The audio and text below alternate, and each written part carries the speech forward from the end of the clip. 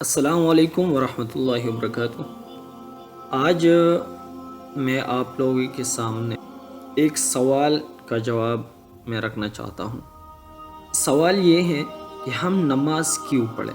اس سوال کے بہت سارے جوابات ہمیں عقلی اور منطقی طریقے سے مل سکتے ہیں۔ اسلام صرف عبادات کا نام نہیں ہے، اسلام پورے زندگی، انفرادی اور اجتماعی زندگی کا نام ہے۔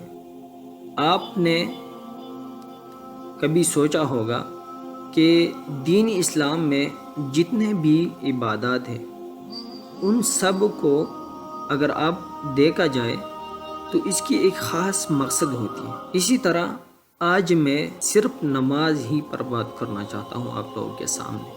نماز کی مثال، اس کو میں اصل میں اس سوال کا جواب دینا چاہتا ہوں آپ کو کہ ہم نماز کیوں پڑھیں۔ ویسے تو اگر کسی سے پوچھا جائے کہ ہم نماز کیوں پڑھتے ہیں، ایک عام مسلمان اور سادہ سا مسلمان یہ کہہ دے گا کہ یہ اللہ کا حکم ہے اور ہم کرتے ہیں۔ اللہ تعالیٰ کے حکم کے لیے کسی دلیل کی ضرورت نہیں ہے، یہ بہت اچھی بات ہے۔ لیکن اس کے ساتھ آپ دو باتیں ذہن میں رکھیں۔ نمبر ایک کہ اللہ تعالیٰ نے قرآن پاک میں اپنی ذاتی وجود کے لیے ماننے کے لیے عقلی دلائل پیش کی ہیں۔ آپ سورۃ القاف دیکھ سکتے ہیں۔ اس کے علاوہ حضرت ابراہیم علیہ السلام اس کو آخرت پر مکمل یقین تھا، لیکن پھر بھی اللہ تعالیٰ نے گوشت کو اکٹھا کر کے ان سے پرندے بنا دیے اور حضرت ابراہیم علیہ السلام کو یہ دکھا دیا کہ ہم کیسے انسان کو زندہ کر سکتے ہیں۔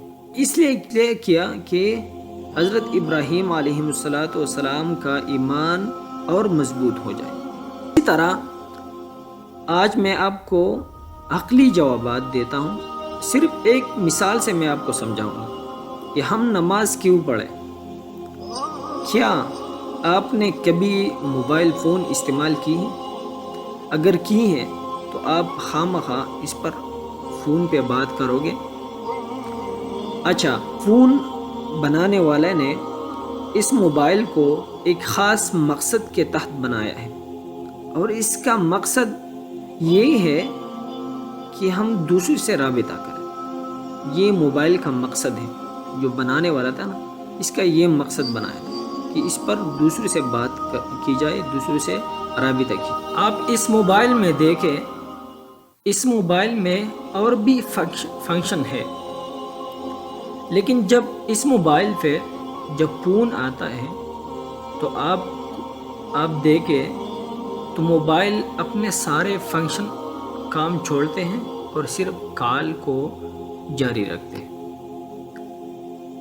یہ ہے موبائل کی ایک مثال جو میں نے آپ کے سامنے رکھ دی۔ ابھی جو موبائل ہے اس کا مقصد ہے کال کرنا، کسی سے رابطہ کرنا۔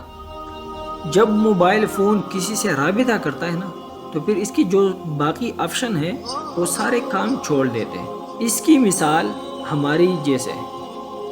اللہ تعالیٰ نے اپنے قرآن مجید میں ارشاد فرمایا ہے کہ ہم نے انسان صرف اپنے عبادت کے لیے فدا فرمایا ہے۔ اسی طرح جب اللہ تعالیٰ 5 وقت ہمیں کال کرتی ہے، ہمیں اپنی طرف بلاتے ہیں، تو پھر ہم کیوں جو ہے نا اس میں سستی کریں، ہم کیوں اس کو ادا نہ کریں۔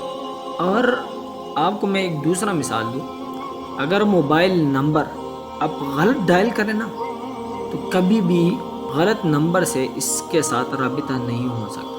تو آپ مجھے بتائیں کہ ایک غلط نماز سے آپ اللہ سے رابطہ کر سکتے ہیں؟ نہیں کر سکتے۔ یہی مثال ہے۔ تو ہمیں نماز پڑھنا چاہیے، خشوع اور خضوع کے ساتھ ادا کرنی چاہیے۔ اللہ تعالی ہمیں اس پر عمل کرنے کی توفیق عطا فرمائے۔